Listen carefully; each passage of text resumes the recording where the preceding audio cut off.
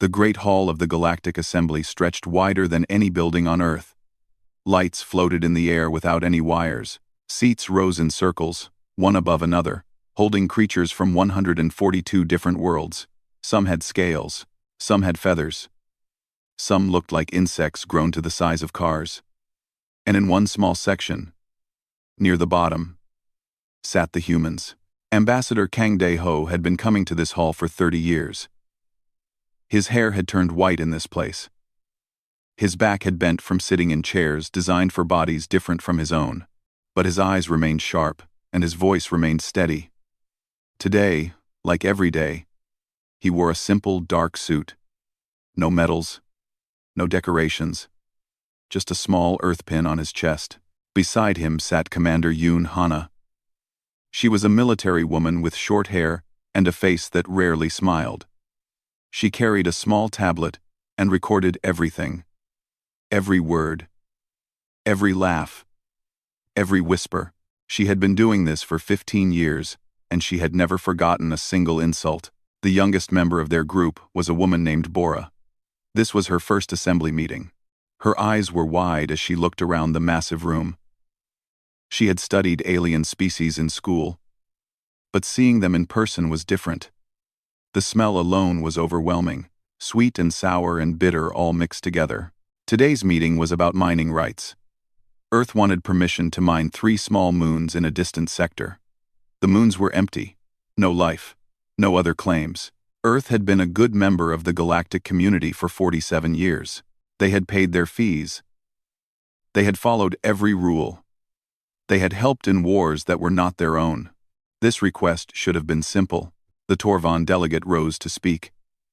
His species was tall and thin, with skin so pale it seemed to glow. They had been in space for 6,000 years. They looked at humans the way humans might look at children playing with toys. The representative from Earth requests mining rights, the Torvan said. His voice echoed through the hall. How precious. The little ones want to dig in the dirt. Laughter rippled through the assembly. Not from everyone, but from enough. The sound bounced off the walls and filled the room.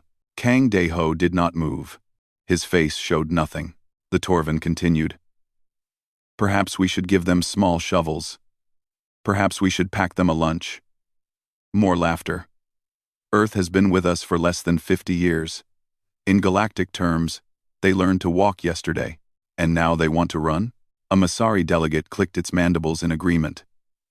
The Masari looked like giant mantises wrapped in expensive cloth. They controlled much of the galaxy's trade. Their ships are slow, the Masari said. Their technology is basic. What could they possibly do with those moons that would benefit anyone? They would probably crash into them, someone called out. The assembly laughed again. Bora's hands tightened into fists under the table. She looked at Ambassador Kang, expecting him to stand, to fight back, to say something. But he just sat there, calm as stone. The Helkari ambassador, a being that looked like a dolphin given arms and legs, spoke next. With respect to our human colleagues, perhaps they do not fully understand galactic law. These matters are complex. Perhaps more time studying would serve them better than mining. Commander Yoon wrote everything down. Her stylus moved without stopping. Her face was as blank as the ambassador's. But her eyes burned. The vote was called. Earth needed a simple majority. They got 12 votes in favor. 12 out of 142. Most species did not even bother to vote against. They simply abstained. Earth was not worth the effort of opposition. The motion fails, the assembly speaker announced. Earth's request is denied. The Torvan delegate smiled. It was not a kind smile. Better luck next century, little ones. The speaker turned to the human delegation. Does Earth wish to respond? Every eye in the room turned to Ambassador Kang. The old man rose slowly from his seat. He straightened his jacket. He looked around the room, meeting the eyes of every delegate who had laughed. He took his time. The silence grew heavy. We will consult with our government, he said finally. His voice was quiet but clear. Earth thanks the assembly for the clarity. That was all. He sat back down. Some delegates seemed disappointed. They had expected anger, tears, perhaps a dramatic speech. The humans gave them nothing. The meeting moved on to other business, but under the table, Commander Yoon had pulled out a secure communicator. She typed a short message and sent it directly to Earth. The message contained only 2 words: Protocol, Sovereign. On Earth, that message would be received by exactly 7 people. Within 1 hour, those 7 people would contact 700 more. By morning, Earth would be awake in a way it had not been awake for 47 years. As the assembly session ended, Bora walked beside Ambassador Kang through the long corridors of Station Valora. "Sir," she said, her voice shaking slightly, "how can you stand it? How can you let them speak to us like that?" Kang Dae-ho did not slow his pace. "Let them? You said nothing. You just sat there." The old ambassador stopped walking. He turned to look at the young woman. His eyes were not angry. They were not sad. They held something else entirely. Something that looked almost like satisfaction. "Bora," he said gently, "do you know why humanity has survived every war, every plague, every disaster in our history?" She shook her head. "Because we are patient," he said. "Because we remember. And because we never show our hand until we are ready to play it." He started walking again. Bora hurried to keep up. "Sir, what is Protocol Sovereign?" Kang Dae-ho smiled. It was the first time Bora had ever seen him smile. "It is a lesson," he said. "One that the galaxy is about to learn." Behind them, the assembly hall echoed with alien laughter. The delegates were already forgetting about the humans and their silly request. Earth was a joke. Earth was nothing. Earth would always be nothing. They had no idea what they had just done. Commander Yoon fell into step beside them. Her tablet was closed now. Her work for today was complete. "Message sent, sir," she said quietly. "Earth responds within the hour." Kang Dae-ho nodded. "Good. Begin preparations for departure. All personnel." Bora looked between them. "Departure? We just got here." The ambassador did not answer. He just kept walking toward the human quarters, his footsteps steady and sure. Above them, through the station's great windows, Earth's sun was just a small dot among millions of stars. But it was burning, and soon, the galaxy would feel its heat. The message arrived on Earth at 3 in the morning, Geneva time. Director Park Jin was already awake. He had not slept well in years. Something in his gut had always told him this day would come. He read the 2 words on his screen, Protocol Sovereign. For a long moment, he did not move. Then he picked up his phone and made the first of many calls. By sunrise, the United Terran Council chamber was full. Presidents and prime ministers appeared on screens along the walls. Military commanders sat in neat rows.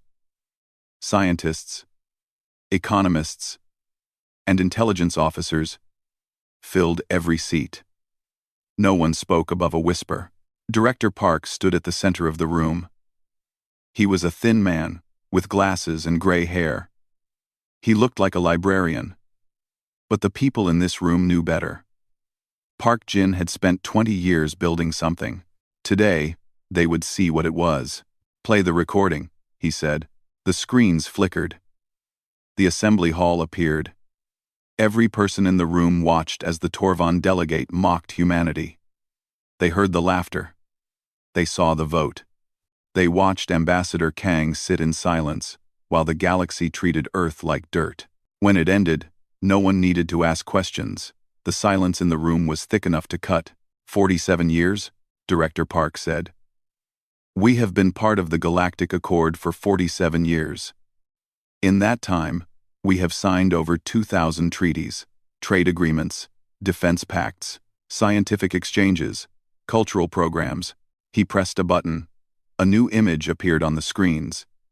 It showed a complex web of lines connecting Earth to dozens of other worlds. "We have been good partners. We have kept every promise. We have paid every debt. We have sent our soldiers to die in wars that did not concern us. And this is how they repay us." He let the words hang in the air. Admiral Mina stood up. She was a small woman with a hard face and white hair cut close to her skull. She had commanded the Terran Defense Fleet for 15 years. Her voice was calm and cold. "The fleet is ready," she said. "Every human ship in alien space can be recalled within 72 hours. I need only the order." Director Park nodded. "Thank you, Admiral." A new face appeared on one of the screens.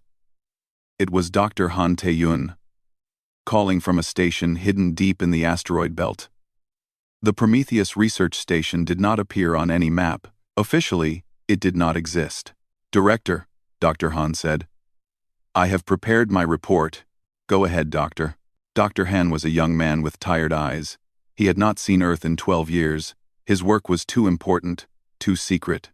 "For 47 years, he said, we have shared technology with the galaxy. We have given them our medical advances, our agricultural methods, our energy systems, our engineering." He paused. "What we have shared represents approximately 12% of our actual capabilities." The room stirred. Some people looked confused. Others looked shocked. A few smiled grimly, as if they had known all along. "The galaxy believes our fastest ships travel at factor 7, Doctor," Han continued. "Our actual top speed is factor 23. They believe our weapons are basic kinetic systems. In reality, we have developed energy weapons 3 generations beyond anything they possess.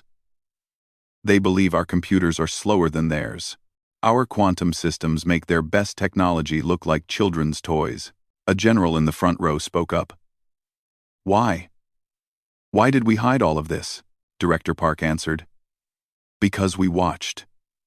When the Kelvari developed advanced weapons 200 years ago, the great powers of the galaxy destroyed them within a decade. When the Morath created better engines, they were conquered, and their knowledge was stolen. Every species that grew too fast was either exploited or eliminated." He stepped forward, his voice hardening. "We learned. We pretended to be slow. We pretended to be weak. We let them laugh at our primitive technology while we built something greater in secret. We waited until we were too strong to be victimized." The room was silent. "Today," Director Park said, "we stop waiting." He turned to face the full council. "I am calling for a vote. Protocol Sovereign is the immediate termination of all galactic agreements. Every treaty. Every pact. Every exchange. We withdraw from everything, effective immediately." The vote took less than 5 minutes. It was unanimous. At exactly midnight, Earth time, 2,847 formal notices of withdrawal were transmitted across the galaxy. Every species, organization, and council that had any agreement with humanity received the same message. The notices were dry and legal. They cited specific clauses and procedures. They were perfectly proper and completely correct. Attached to each one was a single line that was not required by any law. "Earth thanks the galaxy for 47 years of education. Class dismissed." Across human space, ships changed course. Scientists packed their equipment. Merchants closed their deals and headed home. Engineers finished their current tasks, nothing more, nothing less, and walked away from projects they had worked on for decades. On Station Valora, Ambassador Kang Dae-ho handed over the keys to the human embassy. The building had been Earth's home in alien space for almost 50 years. Now, it would sit empty. A Helkari official accepted the keys with confusion. "Ambassador, surely this is a mistake. You cannot simply leave." Kang Dae-ho smiled politely. "We are not leaving. We are going home. There is a difference. But the treaties have been terminated, legally and properly. Check your communications." The Helkari's device buzzed, then buzzed again, then would not stop buzzing as thousands of automated messages poured in. "This is impossible," the official stammered. "You cannot end everything at once." "We did not end anything," Kang Dae-ho said. "You did. Every time you laughed. Every time you mocked. Every time you treated us as less than equal. You ended it. We are simply making it official. He bowed slightly, turned, and walked toward the docking bay where a human ship waited. Commander Yunhana was already aboard, coordinating the withdrawal. Screens around her showed human vessels across the galaxy, all converging on the same destination, home.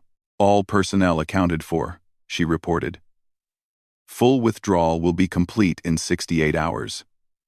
Kang Dae-ho settled into his seat. Through the window, he could see Station Valora growing smaller.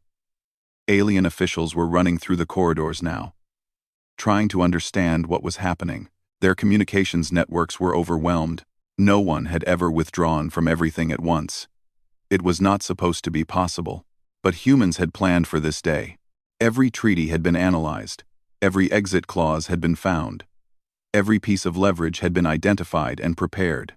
Sir, Yunhana said, the Torvan are already requesting an emergency meeting. Decline. The Masari are asking about trade continuity. Decline. The Assembly Speaker himself is demanding an explanation. Ambassador Kang looked out at the stars. Somewhere out there, Earth was waiting. His home. His people. A world that had pretended to be weak for 47 years. Tell them, he said quietly, that Earth has no further comment at this time. Tell them that if they wish to speak with us, they may submit a formal request through proper diplomatic channels. He paused. And tell them to be patient. We will respond when we are ready. The ship jumped to faster than light speed. Station Valora disappeared. The galaxy spun behind them. In the human quarters of 100 different stations, lights went dark, doors locked, signs came down. The humans were gone, and the galaxy had no idea what was coming. On the first day, the galaxy laughed. The Torvan Counselor Reth sat in his private office, reading the human withdrawal notices with amusement. His pale face stretched into a thin smile. He called his advisors, and they shared the joke together. The humans are having a tantrum, Reth said. Like children who did not get dessert. They will come back in a week, begging for forgiveness. His advisors agreed. They opened expensive wine and toasted to humanity's foolishness. On the third day, the laughter stopped. Reports came in from across Torvan space. 3 orbital stations had suffered critical system failures.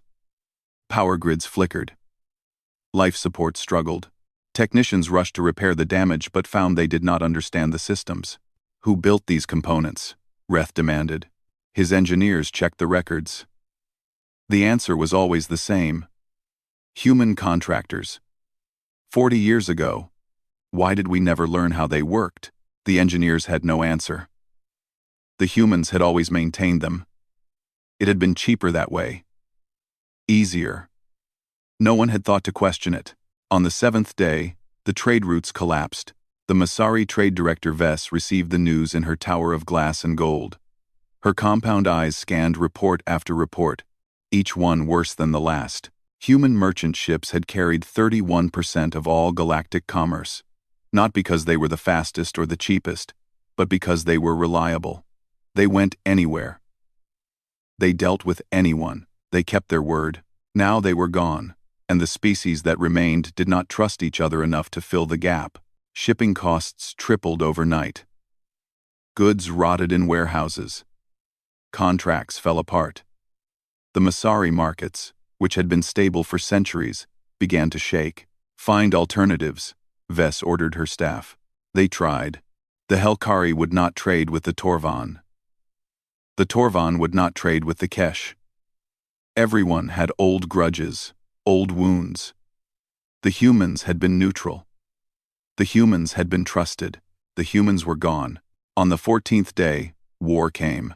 The Keth Dominion had been waiting at the edge of civilized space for decades. They were conquerors, raiders, destroyers of worlds. Only the combined strength of the Accord had kept them at bay. The humans had maintained the early warning systems. Human ships had patrolled the border. Human soldiers had fought in the first line of defense. Without them, there was a gap. A hole in the wall. And the Keth saw it. 3 Torvan colonies burned in a single night. The attack came without warning. By the time Torvan ships arrived, there was nothing left to save.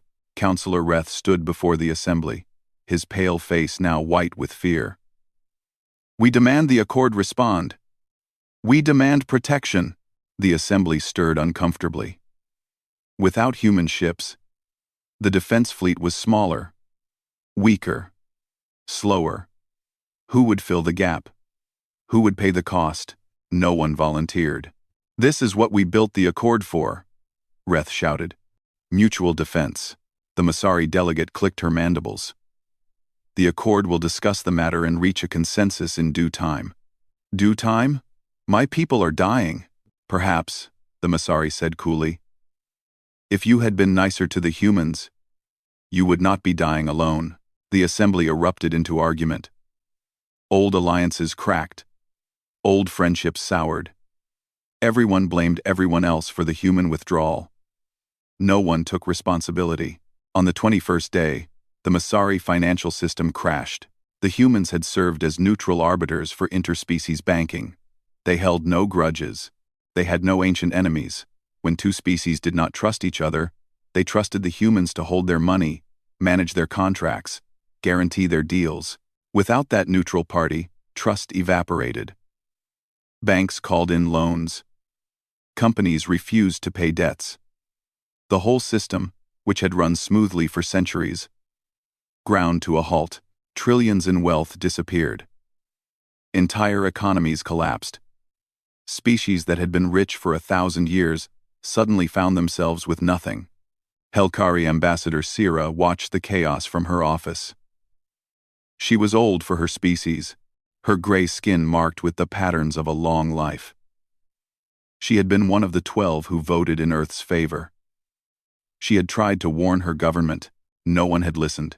Now she drafted message after message to Earth, each one more desperate than the last. She apologized for the Assembly's behavior. She begged for dialogue. She promised reforms. Earth did not respond. On the 30th day, the Assembly met in emergency session. The chamber felt empty. The human seats were still there, but no one sat in them. That small, empty section seemed to dominate the room. Councillor Reth demanded answers. Where are they? What are they doing? Intelligence reports came in, each one more disturbing than the last. Human ships had been spotted moving through space at impossible speeds. Factor 20, some reports said. Factor 23, others claimed. 3 times faster than any known technology. That cannot be right, Reth insisted. Their ships were slow. We saw them ourselves. We saw what they wanted us to see, Ambassador Sira said quietly. We saw what they showed us. More reports followed. Human defense stations had appeared around Earth's solar system, massive structures that had been built in secret, hidden in the asteroid belt, concealed behind moons, a wall of metal and fire that no alien ship could pass. They were hiding, Sira continued. All this time, they were hiding their true strength. And we laughed at them. We mocked them for being weak. The assembly fell silent. They are not weak, she said. They were never weak. They were patient. And now they are angry. Councillor Reth's communicator buzzed. He read the message, and his pale face grew even paler. The Keth Dominion has taken 2 more systems, he announced. Our defense lines are failing. We need help. ADI. He looked around the room, at all the species who had laughed at humanity, who had denied their simple request, who had called them children. We need the humans. The words hung in the air like a death sentence. Ambassador Sira stood slowly. I will go to them, she said. I will beg if I must. But I need the Assembly's authority to negotiate new terms. What terms? The Masari delegate asked suspiciously. Whatever terms they want, Sira replied. We have no leverage. We have nothing to offer except apology, and I do not think apology will be enough. She gathered her notes and walked toward the door. At the threshold, she paused and looked back at the assembly.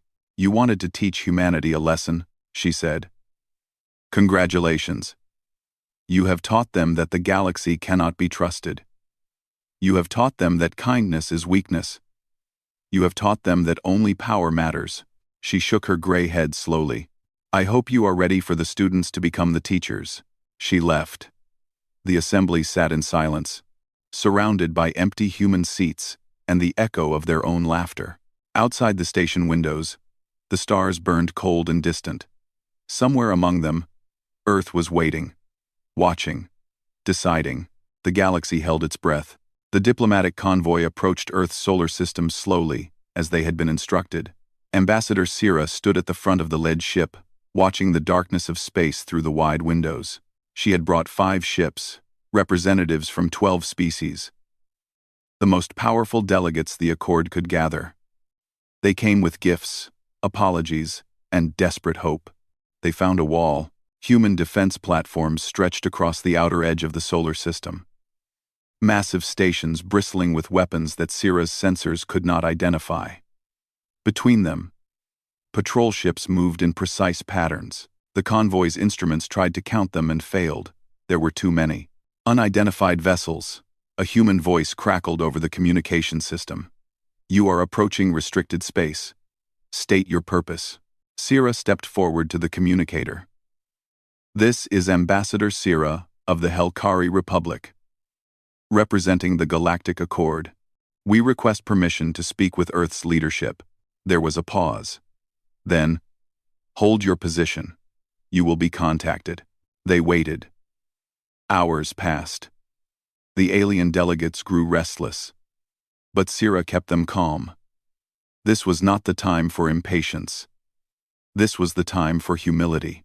Finally, a new voice came through, one that Sira recognized. Ambassador Sira, I am surprised to see you here. It was Kang De-ho.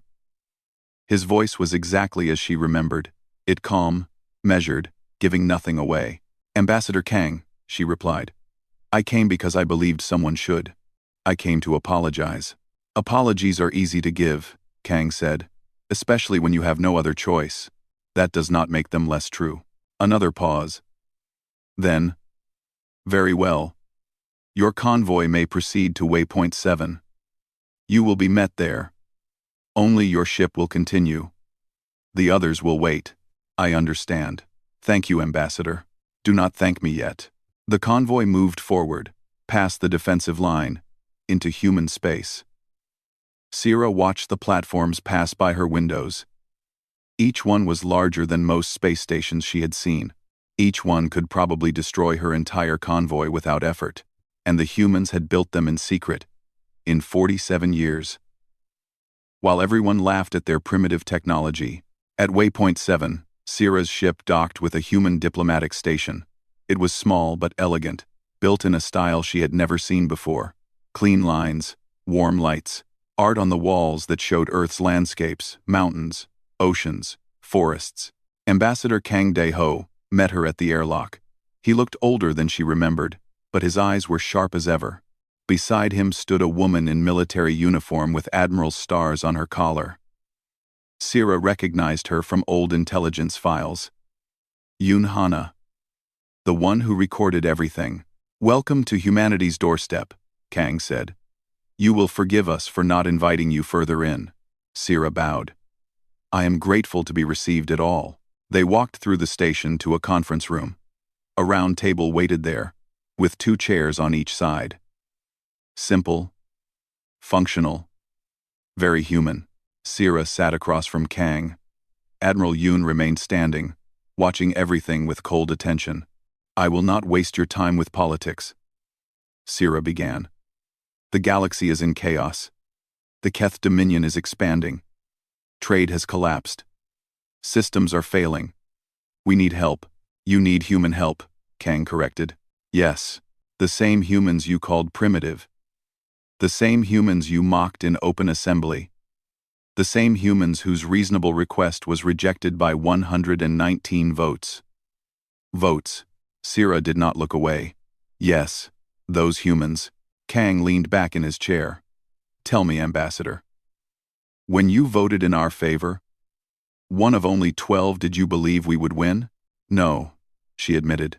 I voted because it was right. I knew it would not matter. And did you speak up when your colleagues laughed at us? Sira hesitated. Then, quietly, "No, I did not." Kang nodded slowly. "Honesty. That is something. At least." He stood and walked to the window. Earth was visible in the distance, a small blue dot among the stars. "Do you want to know why we really withdrew?" he asked. "It was not anger. We expected the mockery. We planned for it, even." He turned to face her. "We withdrew because we finally realized that the galaxy would never see us as equals. Not in 50 years. Not in 500 years. No matter what we did, no matter what we gave, we would always be the children. The primitives, the joke." His voice remained calm, but there was something beneath it now. Something vast and cold. "So we decided to change the rules. If they would not accept us as partners, we would show them what we really are." Oaf. Admiral Yoon stepped forward, placing a tablet on the table. "This is a partial list of technologies we have developed in secret. Medical treatments that cure diseases your species thought incurable. Agricultural methods that could make barren worlds bloom. Energy systems that make your fusion reactors look like campfires.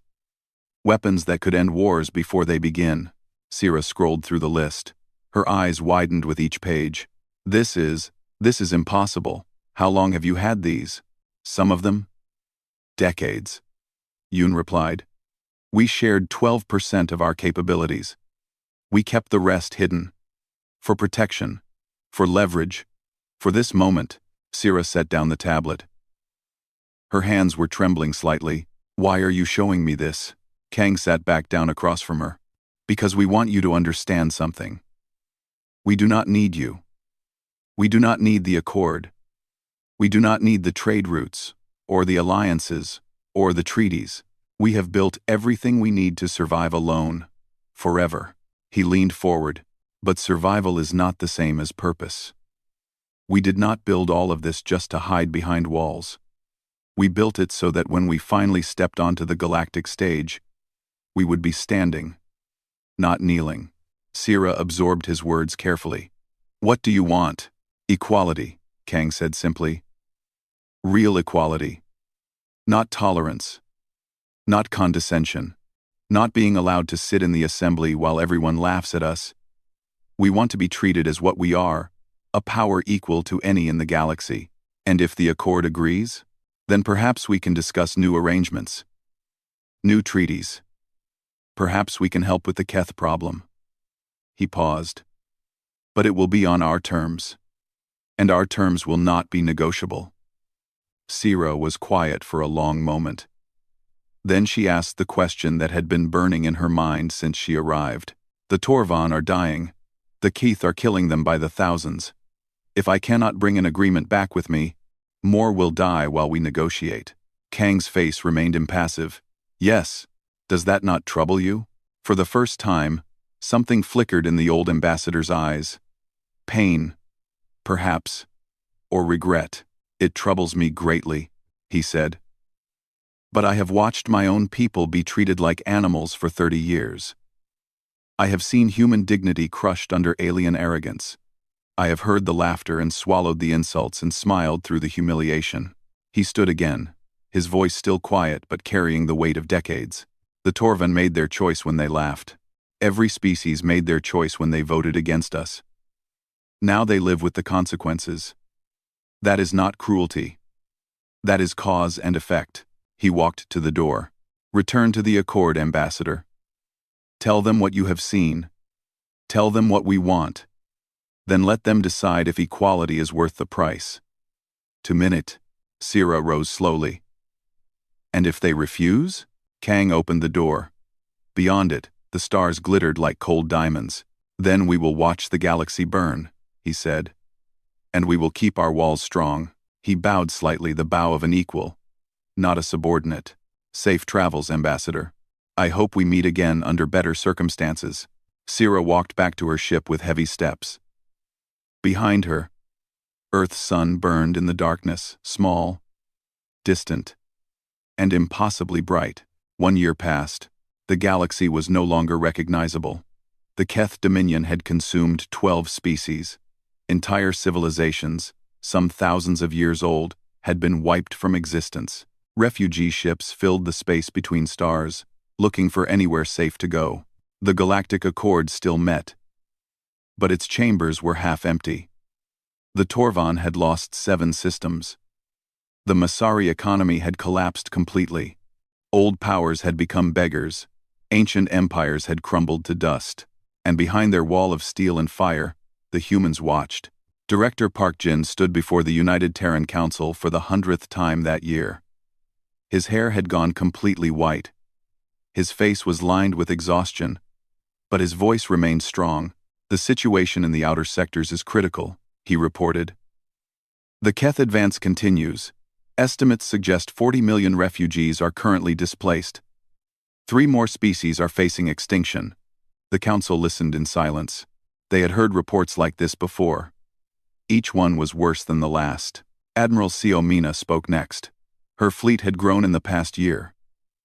Human shipyards worked day and night, building vessels that no alien species could match. The Terran Defense Fleet was now the most powerful military force in known space. "Our borders remain secure," she said. "No Keth vessel has come within 100 light-years of our space. They know better." "And the refugees?" someone asked. "We have accepted 7 million into human space. They are being housed and fed. It is the least we can do." 4. We have accepted 7 million. Anand 9 we have accepted 7 million. Anand 9. It is the least we can do. Dr. Han Tae-yun, the scientist from Prometheus Station, added his voice. "We have the technology to end this war. Our weapons could stop the Keth advance within weeks, but deploying them would require leaving our defended space." The council was quiet. This was the question they had been avoiding for months. Finally, an old woman stood up. She was a council member from the African Union, wise and respected. "We have spent a year proving our strength," she said. "We have shown the galaxy that we are not weak. We have shown them what happens when they mock us. But what have we proven to ourselves?" She looked around the room. "Power means nothing if it only serves power. Strength without mercy is just cruelty with better weapons. We wanted equality. We have it now. The question is, what will we do with it?" The debate lasted 3 days. Some argued for continued isolation. Let the galaxy learn its lesson. Let them suffer the consequences of their arrogance. Others disagreed. Humanity had not built all of this just to hide. They had built it to stand up, to take their place, to be something more than victims. In the end, the vote was close. But the decision was made. Admiral Siomina returned to her flagship, the TDV New Dawn. Around her, 200 human warships prepared for departure. The largest fleet humanity had ever assembled. "All ships report ready," her aide announced. Siomina nodded. She had waited for this moment her entire career. Not for revenge, not for conquest, for something simpler. "Open a channel to the fleet," she ordered. Her face appeared on screens across every ship. 10,000 crew members stopped to listen. 47 years ago, we joined the galaxy hoping to be welcomed as friends. We were rejected. We were laughed at. We were told we did not belong. She straightened in her command chair. Today, we return. Not to conquer. Not to punish. We return because there are innocents dying. We return because refugees have no homes. We return because strength without purpose is just fear with better weapons. She paused. We will show them what humanity really is. Not our technology. Not our weapons. But our choice to help when we could have walked away. That is our answer to their laughter. That is our revenge. The fleet jumped to faster than light speed. Space folded around them, stars blurred into streaks of light. The Keth Dominion had grown confident. Their fleet was massive, brutal, unstoppable. They had conquered 12 species. They were pushing toward the heart of civilized space. They never saw the humans coming. The Battle of the Vorn Expanse lasted 6 hours. The Keth had 3,000 ships. The humans had 200. It should have been a massacre. It was. But not the way the Keth expected. Human weapons cut through Keth shields like they were made of paper. Human ships moved in patterns the Keth could not predict. Human tactics were unlike anything the galaxy had ever seen. When the battle ended, the Keth fleet was gone. Not retreated. Gone. 2,700 ships destroyed. The rest scattered and running. The news spread across the galaxy within hours. Alien species watched recordings of the battle in disbelief. The primitive humans. The slow humans. The laughable humans. They were not laughing anymore. Ambassador Sira received the news on her ship, traveling toward the human border. She had been making this journey again and again for months. Trying to negotiate, trying to find common ground. Each time, she had been turned away. This time, a human voice came through her communicator. Ambassador Sira, you are invited to Earth. A shuttle will meet you at waypoint 7. She closed her eyes and whispered a prayer of thanks. 2 weeks later, she stood in the Galactic Assembly for the last time. The chamber was fuller than it had been in months. Species that had been hiding came out of the shadows. The mood was electric fear and hope mixed together. The human delegation entered through the main doors. Ambassador Kang De-ho walked at the front. He wore the same simple dark suit he had always worn. The same small earth pin on his chest. But he walked differently now. His back was straight. His head was high. Behind him came Director Park Jin, Admiral Seo Mina, and a dozen other human leaders. They took their seats in the section that had been empty for a year. The assembly speaker called for order. The room fell silent. Kang De-ho rose to speak. Every eye in the chamber watched him. The same delegates who had laughed at him now held their breath, waiting for his words. 47 years ago, he began, humanity joined this assembly, hoping to find friendship. We found contempt instead. We were mocked for our technology, dismissed for our youth, rejected when we asked for the smallest consideration. He paused, letting the words settle. 1 year ago, we left. We withdrew from every treaty, every agreement, every partnership. We built walls around ourselves and let the galaxy see what it had lost. His voice remained calm, but it filled the room. The Keth Dominion thought the galaxy was weak. They were wrong. The galaxy's weakness was not military. It was not economic. It was arrogance. The belief that some species matter more than others. The idea that mockery is the same as strength. The desire, and ever, long. He looked around the chamber, meeting the eyes of delegates who had once laughed at him. Humanity is not here for revenge. We are not here to dominate. We are here because we choose to be. Because despite everything, we still believe that the galaxy can be better. That together, we can build something greater than any species could build alone. He straightened his jacket. We offer alliance, real alliance, between equals. We offer protection against any threat. We offer technology that will change your worlds. We offer partnership without conditions.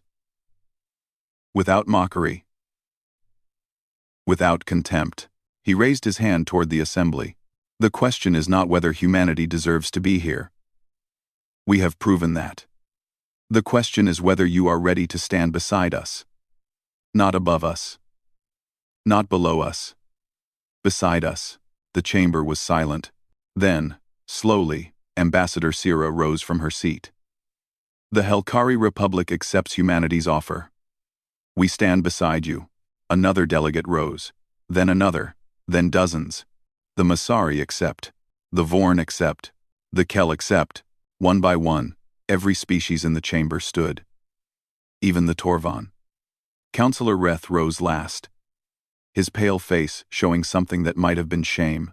The Torvan accept, he said quietly, and we apologize, for everything. Kang De-ho nodded. Apology accepted. Let us move forward. The vote was called. 142 to 0 inches favor of the new alliance. For the first time in assembly history, every species agreed on something. No one laughed. After the session, Kang De-ho walked out of the chamber. Admiral Yoon Hana fell into step beside him. She was smiling, something she almost never did. Does it feel like victory? She asked. The old ambassador stopped at a window overlooking the stars. Earth was not visible from here, too far away, too small among the millions of lights. But he knew it was there. It feels like a beginning, he said. We spent 47 years proving we could survive. Now we have to prove we can lead. That is harder, Yunhana nodded. But we can do it. Yes, Kang Deho agreed. We can. That is what makes us human. He turned from the window and walked toward the docking bay, where a ship waited to take him home. Behind him, the assembly chamber buzzed with new energy. Delegates who had been enemies were now talking, planning, hoping. The galaxy had ridiculed Earth. And Earth had answered not with anger, but with strength. Not with revenge, but with purpose. A new era was beginning. And humanity would be there to see it through.